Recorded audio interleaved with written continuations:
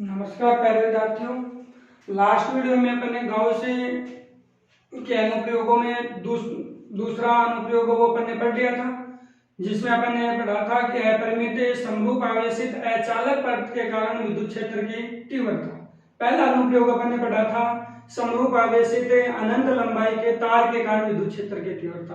आज अपन देखो तीसरा अनुप्रयोग वो अपन पढ़ रहे हैं।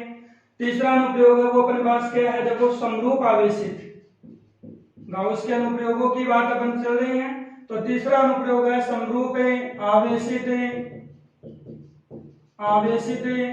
गोलीय कोश के कारण, गोलीय कोश या कई बुकों में ये गोलीय कोश की जगह गोलीय खोल लिखा हुआ है। गोलीय कोश या गोलीय खोल के कारण विद्युत क्षेत्र की तीव्रता, इनके कारण अपन विद्युत क्षेत्र की तीव्रता का व्यंजक है वो अपन ज्ञात करेंगे। वही काम यहाँ पे करना है कि अपन ये मान लेंगे कि कैपिटल आर त्रिज्या का समरूप आवेशित गोलीय कोश है। गोलीय कोश का मतलब अंदर से पूरा खोखला है, इस कारण से इसको आपने क्या कह दिया, गोलीय खोल भी कह दिया। और अंदर से पूरा यदि अपने पास खोखला है, इसका मतलब गोलीय कोश है वो एक चालक गोले की भांति व्यवहार करता है। और चालक गोले में भी अपने पास दिया गया आवेश वो पृष्ठ पे रहता है, तो गोलीय कोश में दिया गया आवेश वो कहाँ उपस्थित होगा, पृष्ठ पे ही उपस्थित होगा। इस कारण अपने पास गोलीय कोश के अंदर आवेश उपस्थित होता ही नहीं है। तो अपन यहाँ पे भी ये लिख देंगे कि माना कि कैपिटल आर त्रिज्या का एक समरूप आवेशित गोलीय कोश है।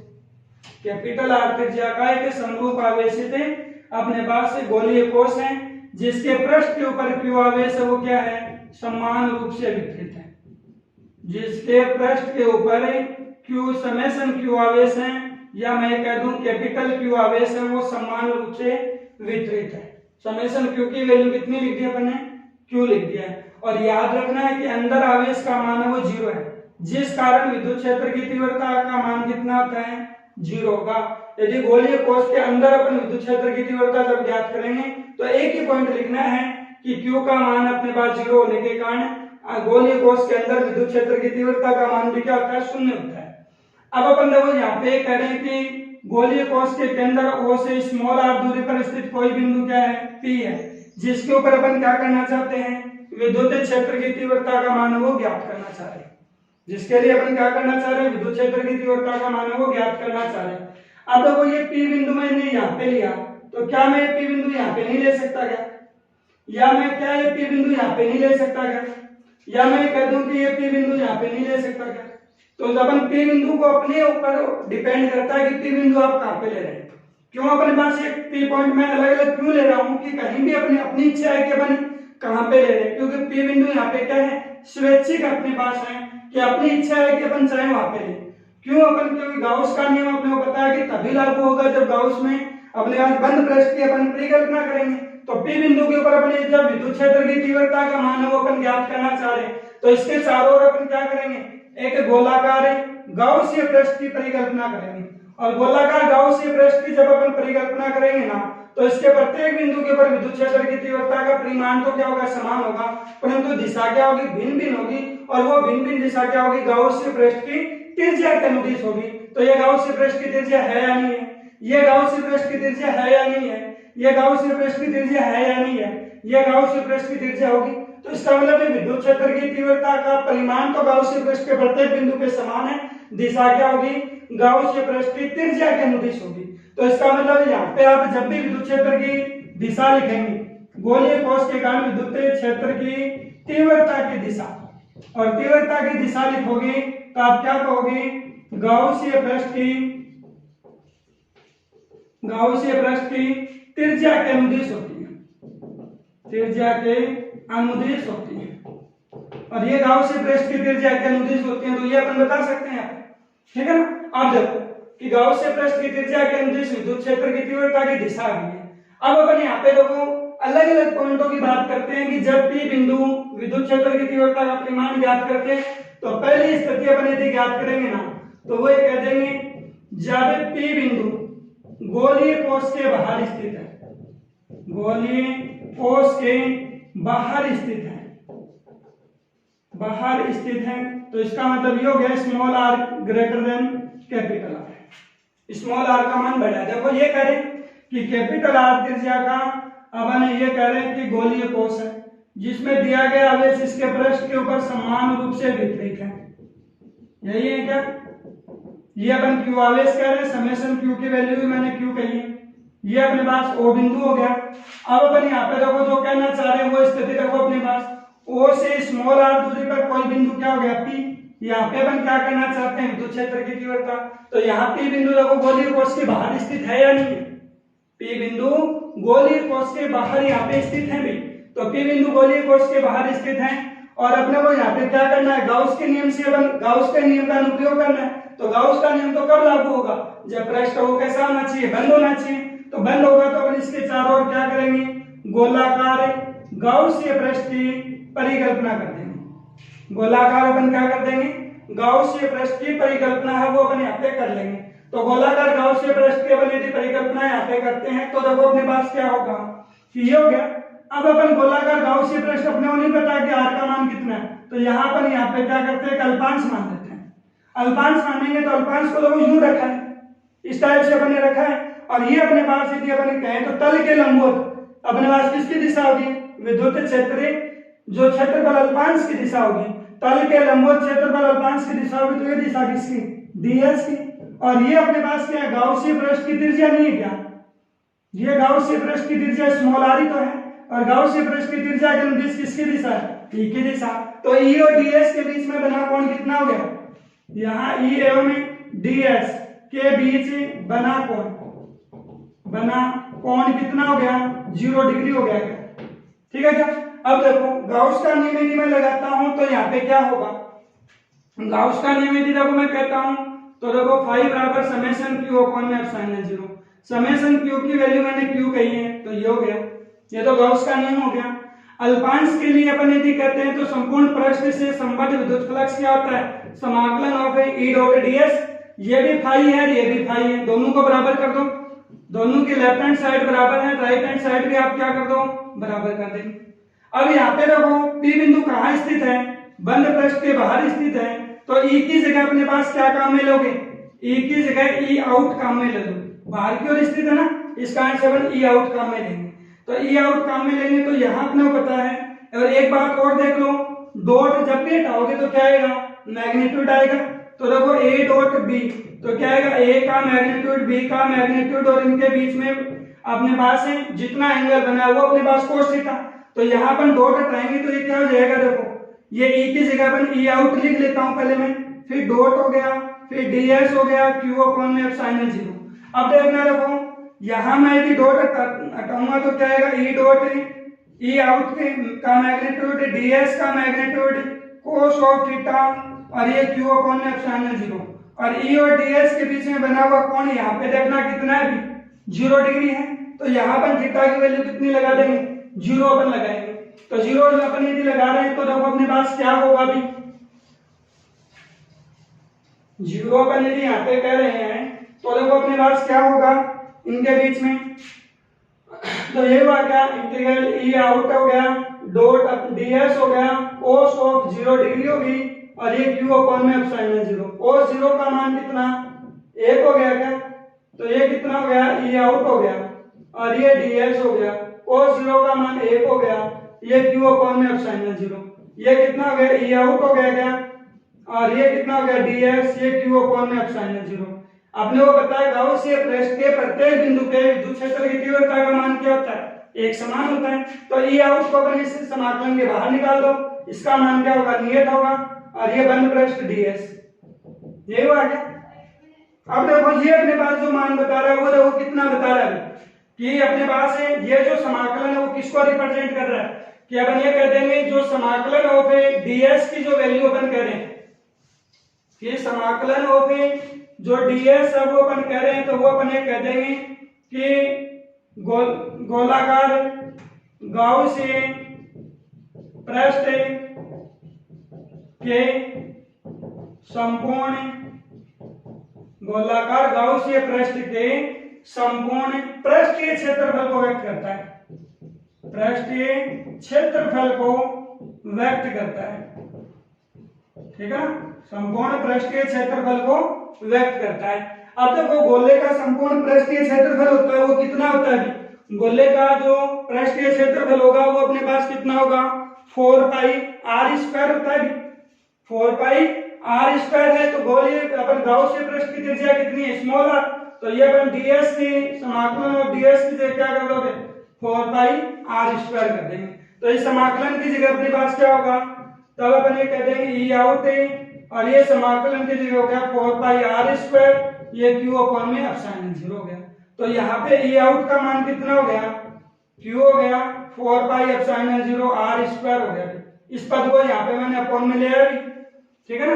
ऐसा होते ही देखो अपने पास इस वाले जो समाकलन को अपन यहाँ पे ऐसा लिख सकते हैं क्या, देखना देखो कि मैं ये कह दूं क्या ई आउट है, और ये कह दूं 1/4 पाई एप्सिलॉन 0 q अपॉन में r स्क्वायर कह सकता हूं क्या, और ये अपने पास 1/4 पाई एप्सिलॉन 0 जो अपने पास इसका मान कितना है k हो जाएगा क्या, k क्या है यहाँ पे कूलम्ब नियतांक ही तो है।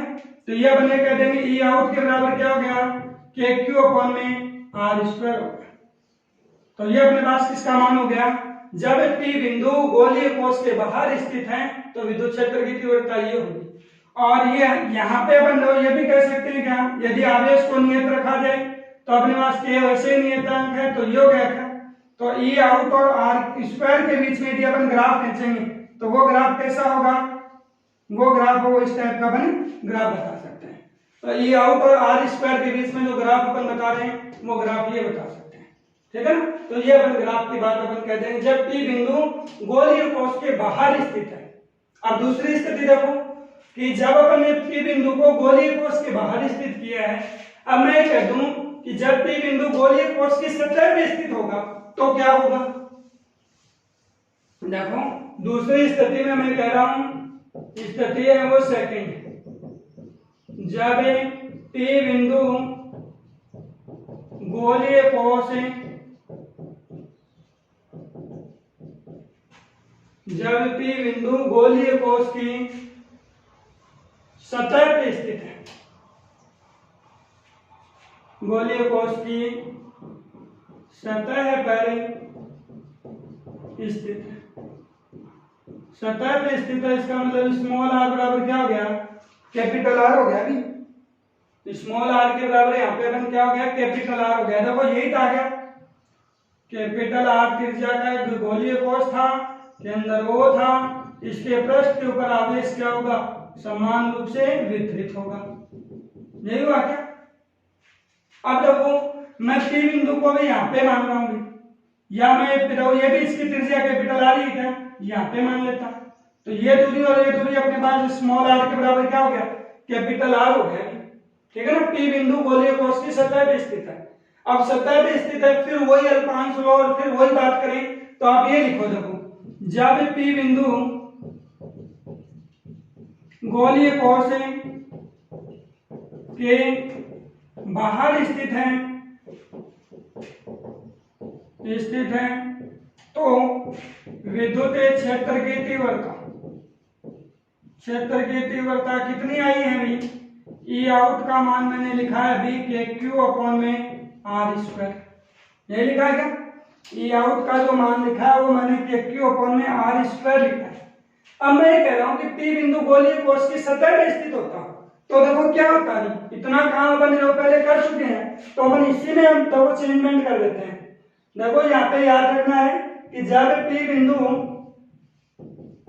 गोलीय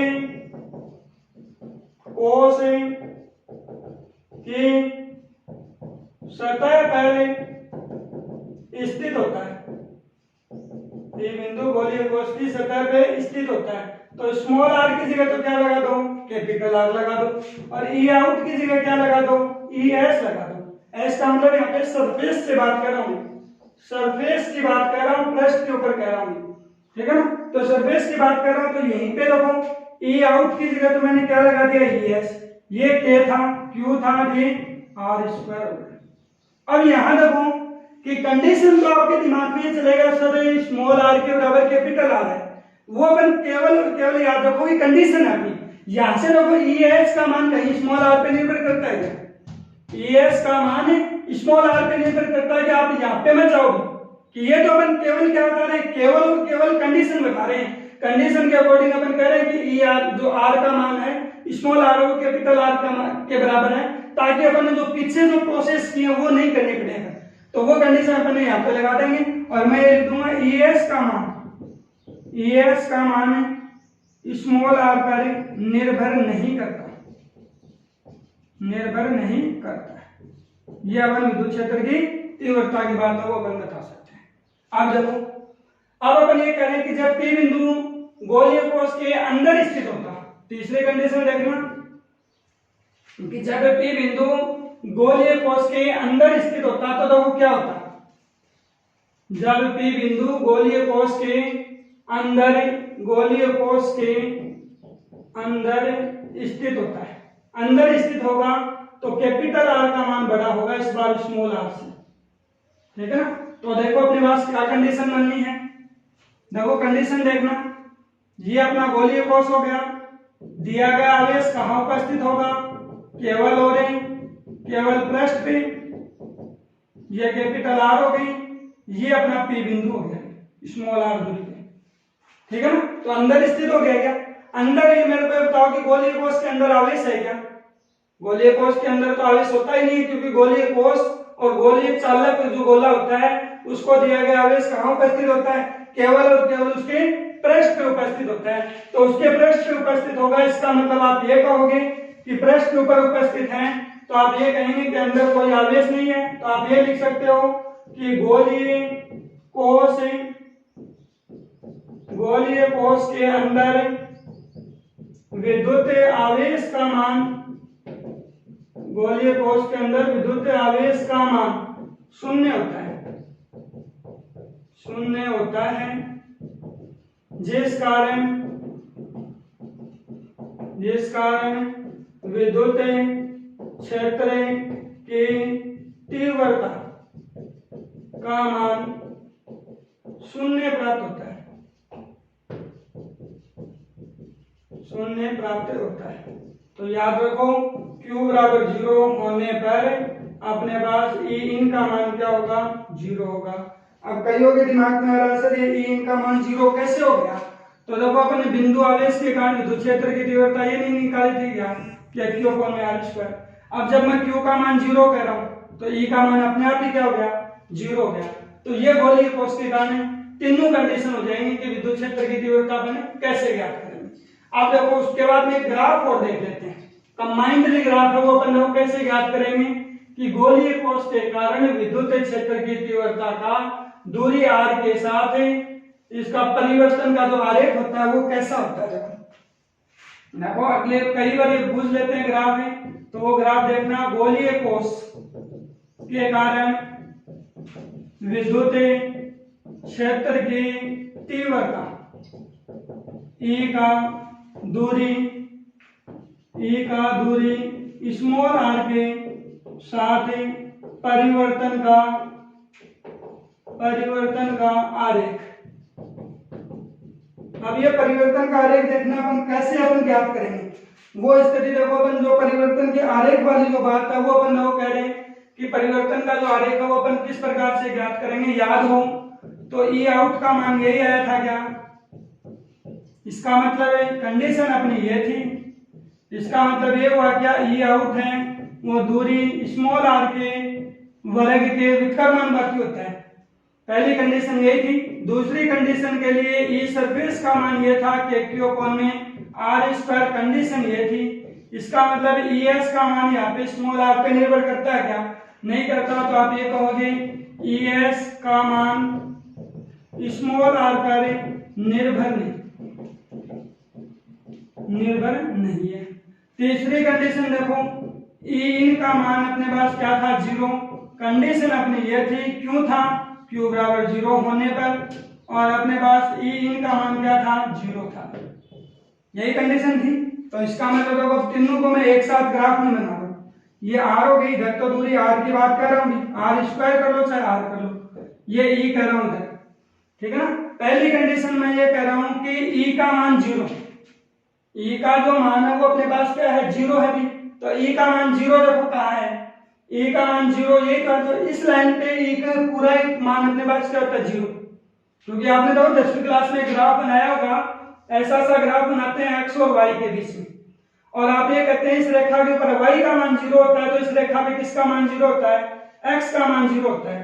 तो ऐसा मैं कह रहा हूं इस रेखा के ऊपर किसका मान 0 है, e का मान 0 है, इस रेखा के ऊपर e का मान है वो अपने पास क्या है 0 है, तो वो पॉइंट मान लो यहाँ पे 0 है, क्योंकि यहाँ अपने पास दो ये भी कंडीशन है कि स्मॉल r का मान है, ये जो अपने पास है स्मॉल r का मान कैपिटल R से छोटा होना चाहिए, तो वो पॉइंट मान लो यहाँ तक अभी ये हो गया, ठीक है ना।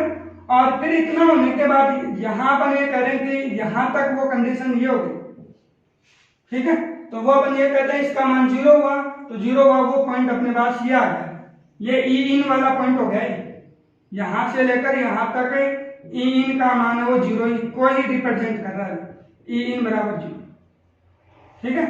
उसके बाद की बात मैं ये कह रहा हूं, यहां आते आते मैंने ये कह दिया स्मॉल r का मान क्या हो गया, कैपिटल R के बराबर हो गया, और स्मॉल r का मान कैपिटल R के बराबर, इसका मतलब निर्भर नहीं करता, तो निर्भर नहीं करता तो ये हो गई, और इधर ये मिला था, ये मिल गई दोनों, तो ये निर्भर नहीं करता, ये लाइन आ गई वो निर्भर वाली।